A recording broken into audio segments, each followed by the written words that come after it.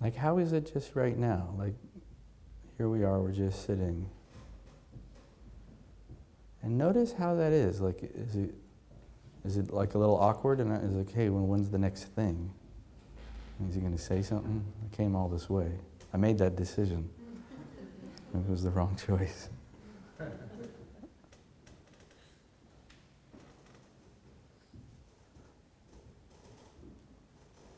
So after a while,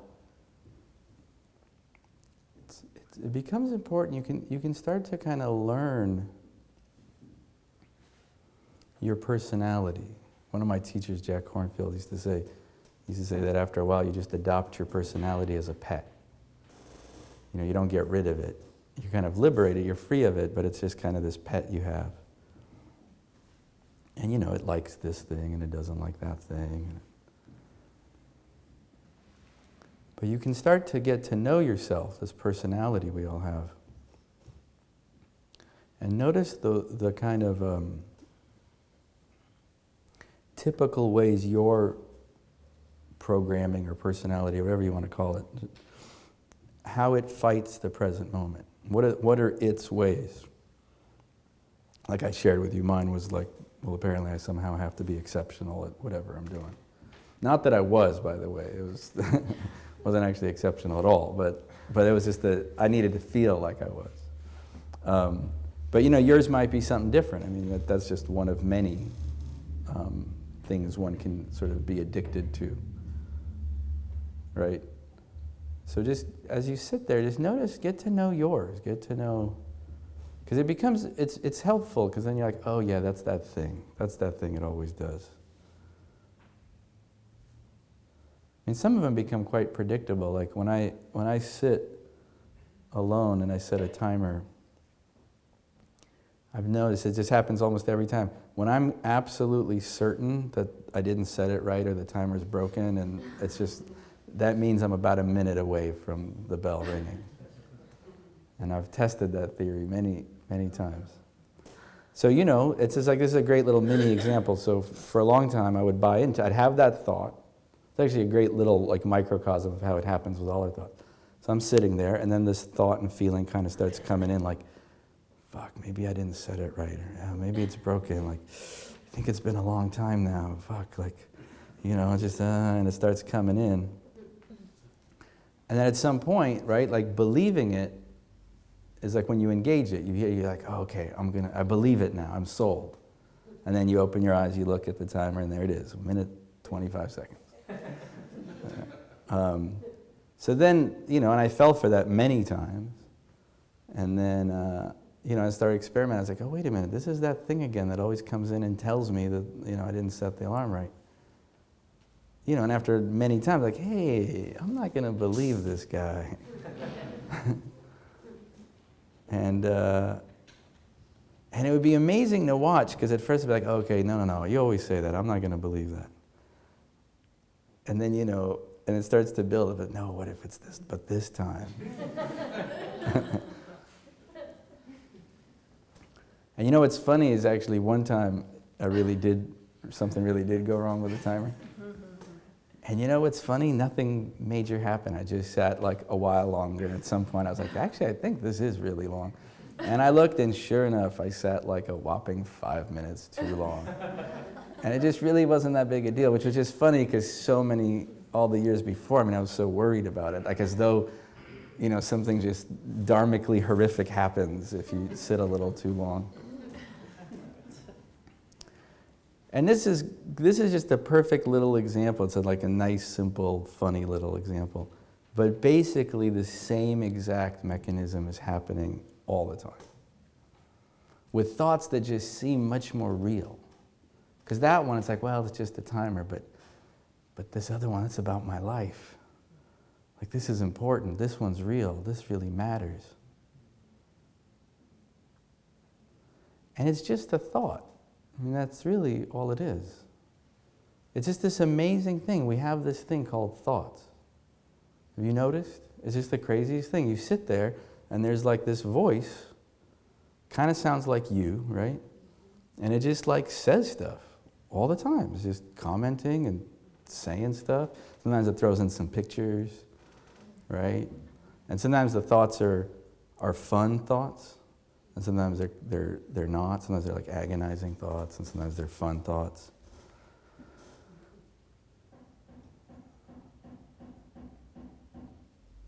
Have you noticed this phenomenon? So then the issue ends up being, what the Buddha said was that we're lost in this thought, in these thoughts.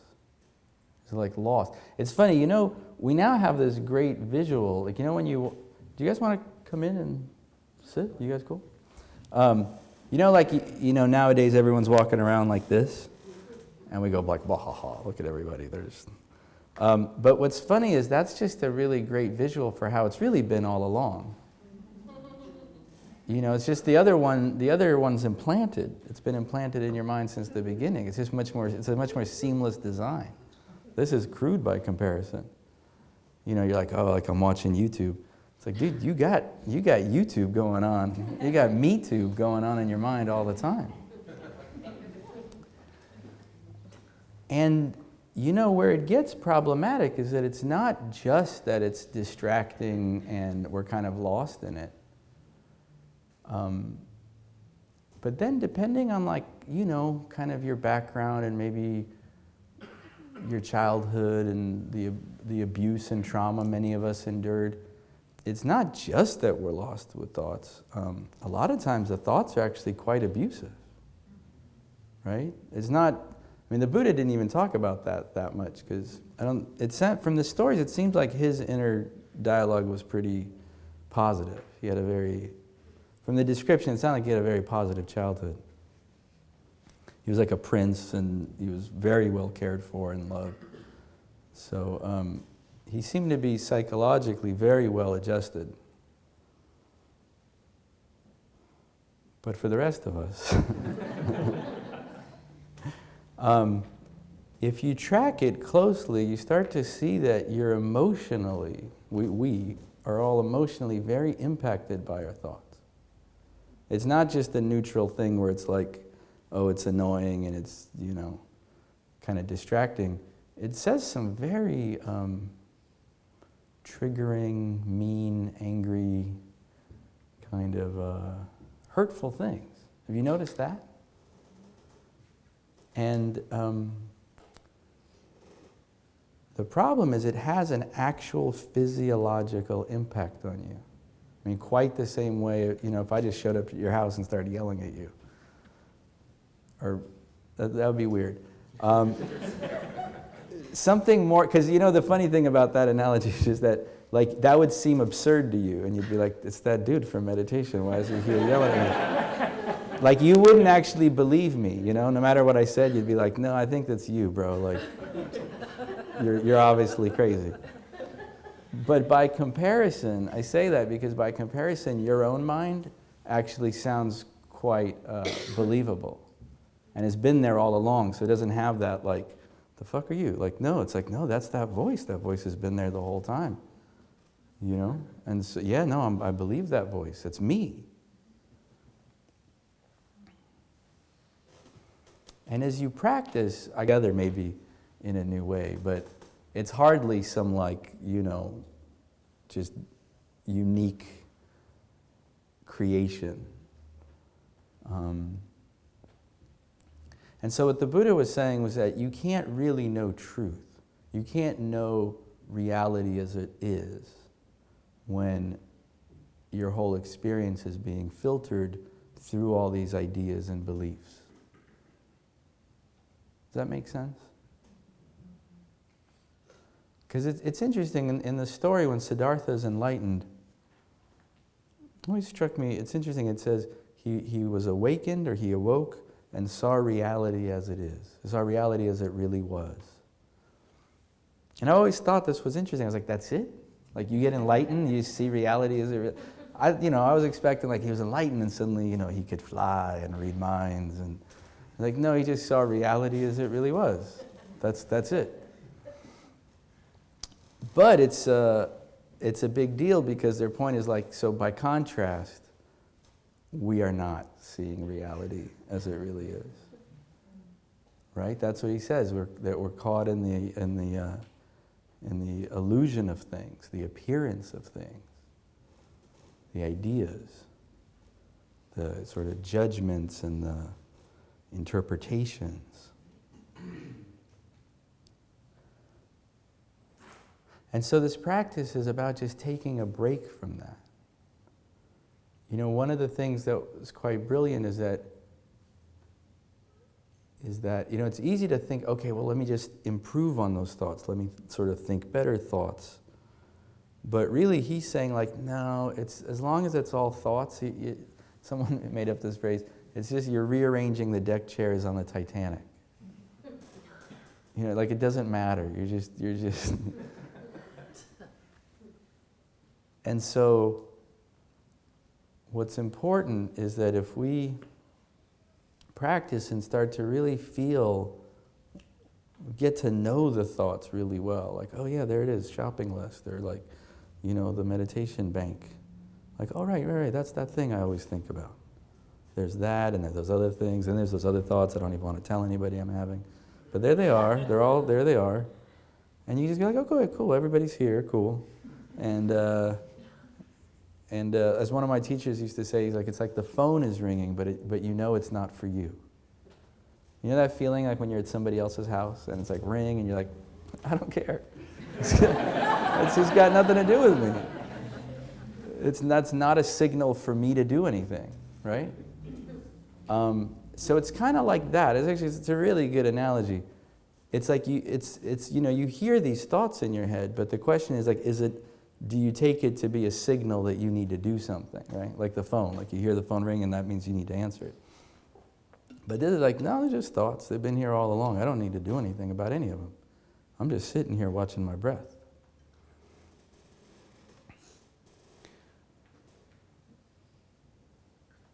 And so as we practice that, as we cultivate that capacity, more and more we have these experiences of actually just catching these glimpses of just being. And the Buddha says that the truth of how things really are is available to us in that state. That you're not going to think your way through this. The Buddha even, to this point, he had that great teaching when he would tell students, he'd say, don't believe me, but come see for yourself. And there's a sutta where, I forget what it's called, but the story is he's teaching, and there's this young monk who's like, sitting here, and he's looking up at the Buddha with this this adoration and this kind of, he's looking at him like this guru. It's pretty understandable. You're like, it's the Buddha. And what's interesting is the Buddha scolds him, actually. And he says, you're just replacing whatever you believed before with my beliefs. You're just adopting now you're listening to me and you're just taking my ideas on. And what's interesting is, you think someone might be actually pleased with it, like, great, abandon your stupid ideas, listen to my great ideas. But the Buddha says, no, it's just as bad. I don't know if he said just as bad, but maybe the Buddhist thoughts are a little better. But he's like, you're still lost. It's just a new set of concepts and ideas. And this, obviously goes for the Buddha, obviously goes for any of us teaching here. But what really matters is, it's like all these teachings are just pointers to your own direct experience of reality. It's a really beautiful phrase in Buddhism where he says, don't mistake the finger pointing at the moon for the moon. Isn't that nice? And that's what these teachings are. They're just pointers. It's just, these are all these ways that we try to help each other come back to just this ground of being.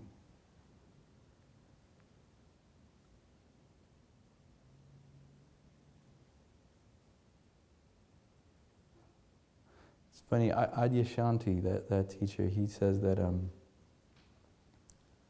he looks at it like, he says human beings, he says we're all very addicted to thought.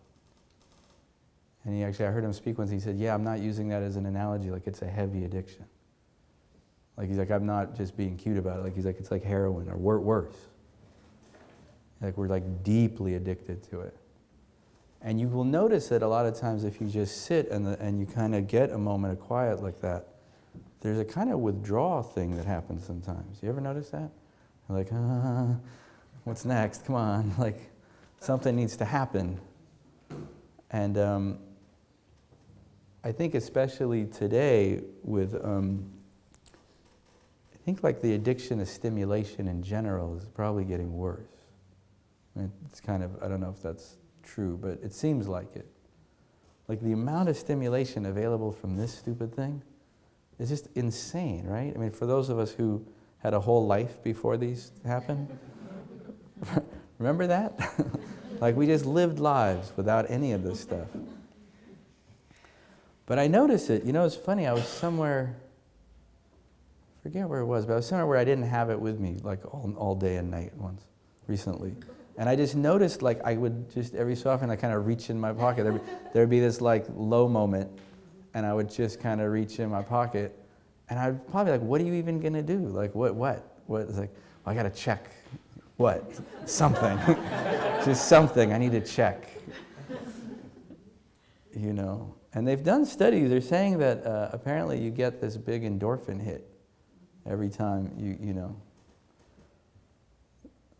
So it takes some detoxing. I actually find that when you start to sit, there's a kind of, I know for me, there's a kind of hump I have to get over sometimes. Like I'll start sinking into it, and then I'm just there. But there's a kind of like, where's the next hit? The next hit? The next hit? Like the next little bit of something. Even. I mean, sometimes I'm looking for it in the meditation. Like even with the like, where's that killer deep experience I had? That thing where it got really trippy and I thought maybe I was enlightened. Is that going to happen again? So there's like I'm reaching for something. And I find it takes a while. Like I just know from experience, you just kind of have to like sit there for a while for all of that to settle down. And I found it was nice that once I realized that, I don't take that stage that seriously. You know what I mean? Because you can get kind of disheartened by that. Like when you come to sit and you're like, well, I'm going to sit and relax and it'll be nice. And then you do it and it's not relaxing at all, right? It can be quite agitating. And so you can think easily that you're doing it wrong or it's not for you or, God knows what story. It really gets in the way of if you need to feel like you're exceptional. It's real bad. And so for me, like anytime it was difficult, it sucked on that whole other narcissistic level because it was like, oh, and on top of that, I'm not an exceptional meditator. So that's like even more upsetting now. And then after a while, again, with years of experience, like, oh, it's just that thing. That's just how it is. It takes a while. This is that thing where you feel all discouraged and stupid for a while. And like, yeah, it just comes for a while, and then it goes away, and then your system settles.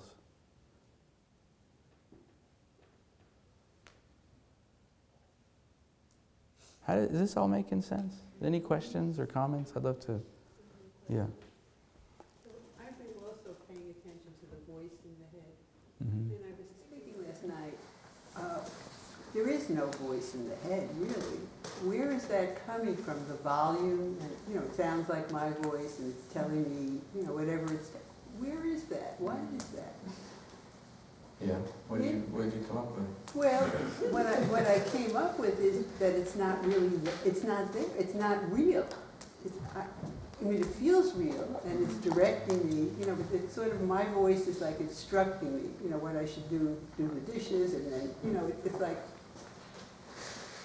guiding me through my tasks all the time, apparently.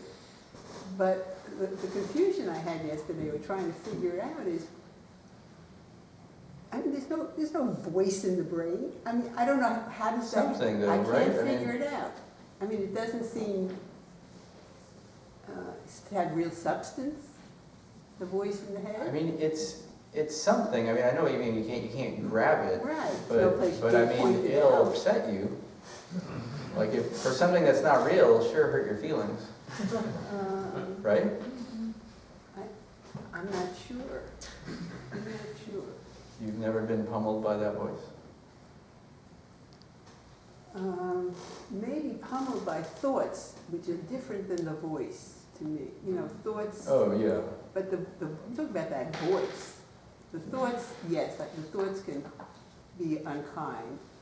Oh, you're making it like you got a different voice, like you're making a distinction. The thoughts, the voice is like a voice, you know, it's like a recorder. It's like a record going on. It's a voice and it's volume and it's talking and it sounds just like me. Right. When you're having a thought, like, you know, that was stupid what I did. It's different. It's a different voice. It's not even a voice, it's a thought. It's more like an energy. But it says it, what'd you say, like, oh, that was so stupid? And those are words, right? I understand what you're saying, but it has a different experience. This is great. You know, there's no like answer as much as the question, what you're doing right now. That's really wonderful. Like, you're really looking at it very directly. Yeah. And you're very much exploring your own direct experience. What I thought I felt was that the voice almost starts with in the throat. I mean, there has to be, there was like, you know, it's like very subliminal words beginning in the throat. That's how it felt, that's where it starts. Yeah.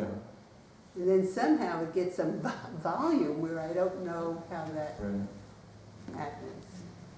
Anyway. Yeah, no, it's a great thing to explore. I mean, these questions are wonderful. If you're using it as a way to explore directly your own experience. Where it's not so great is like we could sit here now and have a discussion. Like we can go get tea and then talk for hours. Like, what is that voice? I don't know. I think this and then I think that.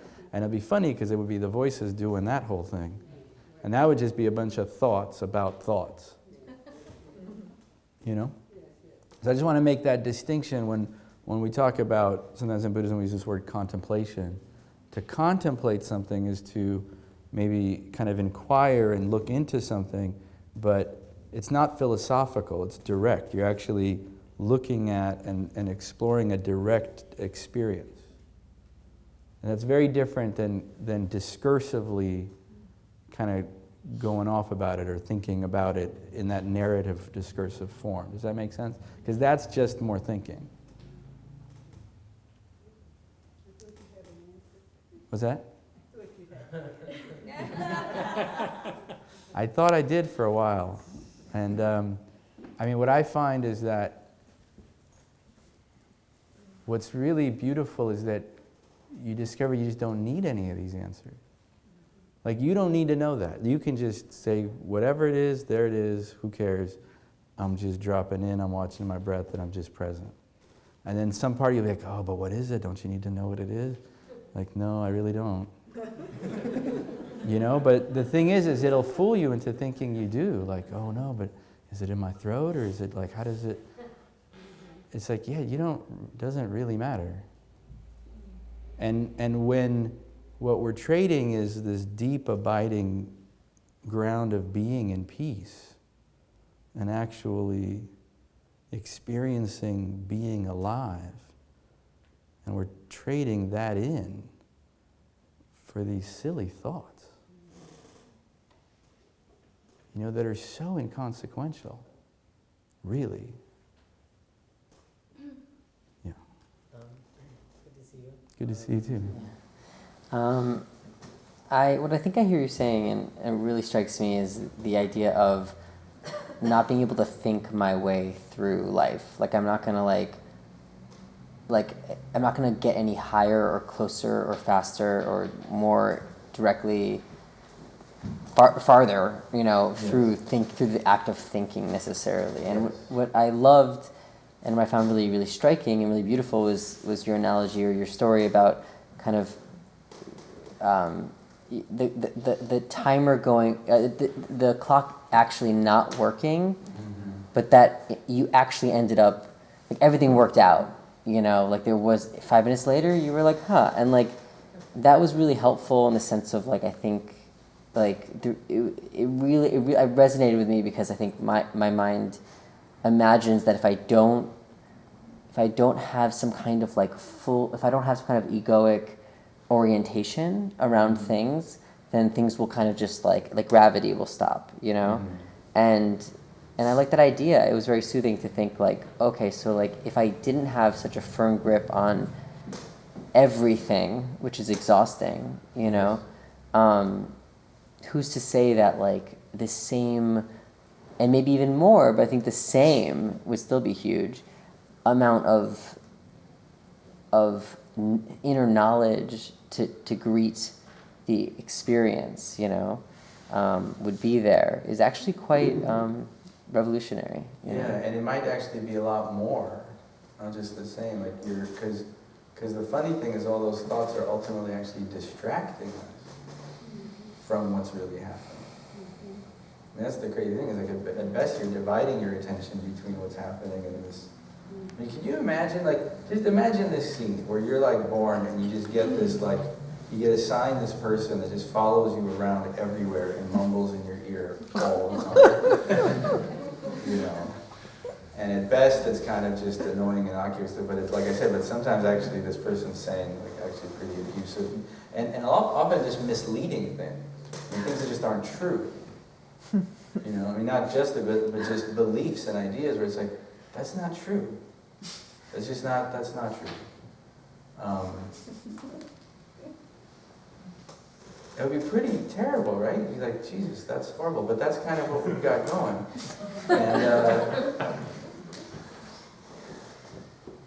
And you can't even get like compassion for it, because if you really had someone following you around, at least other people would be like, wow, that really sucks. Yeah. But this, it's like you don't even get that. Like it's invisible.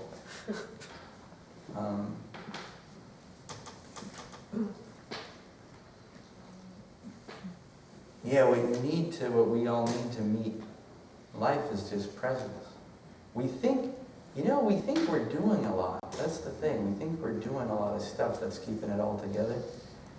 And we're not. It's just, this is why meditation is also really cool, because you get to experiment with that. You're sitting there, and then if you get to this place where you kind of, tone down the doing, and eventually you're kind of non-doing, and everything just still works exactly the same. You notice that? Like you're sitting there, you're not doing it, it's like, yep, it's still fine. Your heart's still beating, you're still sitting, everything's happening, the world's still turning, everything just keeps going, even though you've let go for a minute. Let's see a hand there. Me. Okay. I was wondering if you could say something about, so I hear what you're saying about the acceptance of just being, and but then at the same time I find that when I put an intention to something, that I can get more out of it. And so when you were saying the thing about sort of what's my agenda or mission, I could feel that in myself, but I felt like if I didn't have that, then I would just sort of, my thoughts would wander off into La La Land. And so how to reconcile both the, wanting to make the most of something, wanting to set that intention, and then also wanting to just be and be present. So you're experiencing the kind of, you are aware that there's like an intention to just be present? Mm-hmm. Yeah, I mean, that obviously was an intention we set in this practice. But I'd have to talk to you more to understand, when you say this phrase, like, that you want to get the most out of something. I'd be curious to explore, like, what the feeling of that is. 'Cause is it like, oh, I'd like to get the most out of it? Or is it like, I really got to get the most out of it, And there may be some sense like, hey, if you don't get the most out of this, it's no good. Like, you really got to get the most out of it. Like, I don't know what your narrative about it is. It's more the first. It's like just, pretty mellow. Yeah, like I don't want to just sit here and have it be a wasted half hour. Like I want to, find something that not that it has to be every minute, but to have those periods of dropping in and that if I don't have any intention there, then maybe there is still some unfolding that can happen, but I feel like then what's the difference between that and just laying in bed in the morning before I've woken up? It's nice, and I'm just letting my thoughts go from thing to thing, but Yeah, well, here, like I said, we're staying focused on this present. I mean, there is that intention where you're making the choice to kind of stay here, stay present, and not get lost in the thoughts, not follow them. Because that's really, like, the thoughts come up, and like, what we call thinking is actually, it's funny we just say it like, oh, I'm thinking. But what thinking really is there are thoughts, and then I'm paying attention to them. Like I've used this analogy here a lot. It's like, when you're somewhere and sometimes the TV is on, but no one's watching it or you're not watching it. It's there, it's there, but you're not actually absorbed into it. And then, conversely, when the TV's on and you're just fully engrossed. So that's so thinking is like there are thoughts and I'm engrossed into them. And meditating is like, no, there are thoughts, but I'm not really following them.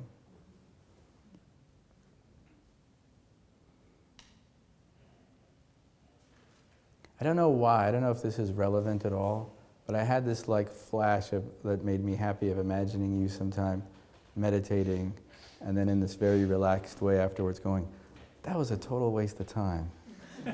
and it being this really like relaxing thing, where you're like, wow, like I didn't really get much out of that. And that's awesome, So I don't know if that, maybe I'm just projecting, I don't know. That's maybe mine. Okay, we just got a couple of minutes. You had your hand up? Oh yeah, I was wondering if, you mentioned Compassion. Yeah, it's interesting because I have this experience of really wanting to push away those voices that feeling like I've already heard everything they have to say. I'm really sick of it, but that there does seem to be some need to kind of acknowledge them and kind of like, welcome them without sort of feeding them. I wonder if you could speak to that a little bit more. Yeah, I think this is what like Jack meant when he said you adopt your personality as a pet. Yeah. It's not so much that it goes away, but you just get to know it, and then you do like a compassionate kind of, it's like if you hang out with a little kid or somebody or something, you're like, oh yeah, he does this thing. Like I was just with my niece and nephew, and like before bedtime, they put up a fight every time. And if you believe it, it's like it'll be a whole ordeal. But if you're just like, all right, this is that time, you guys are tired, and this is this little dance we have to do. So it's kind of the same with our own minds. You're like, oh yeah, this is that thing. I do feel like compassion is helpful when you have compassion for yourself, what it's like to be on the receiving end of all that. It's just so exhausting when you really take it in, and when you can really like sense your body and like sense just the impact of it. Like I saw, there was this great little New Yorker, one of those little New Yorker cartoons, and it was like a car, and then stretched out in front of it was like this long road, kind of off into the distance, and then there's a sign that said, "Your own tedious thoughts," and at 200 miles.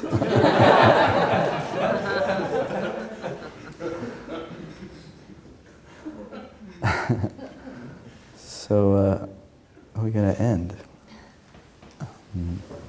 Sorry if I didn't get to everybody.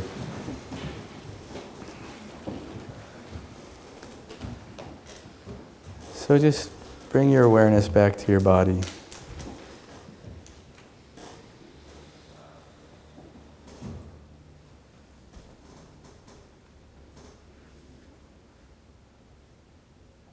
And just notice how it is right now.